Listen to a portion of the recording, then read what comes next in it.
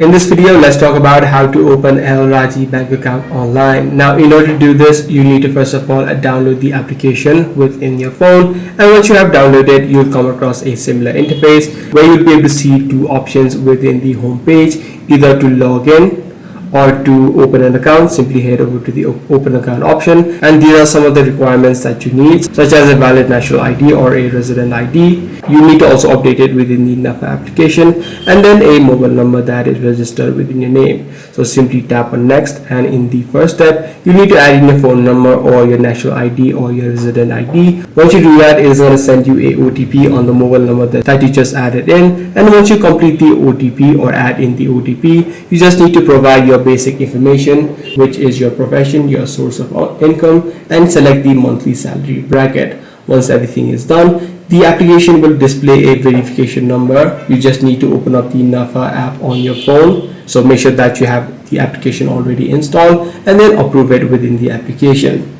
Once everything is done, again, you just need to set your credentials, which is going to be the username and the password, so that you can head back to the login page and then enter in your details. So that's all there is to it. If this video was helpful to you, be sure to subscribe. I'm going to see you in the next one.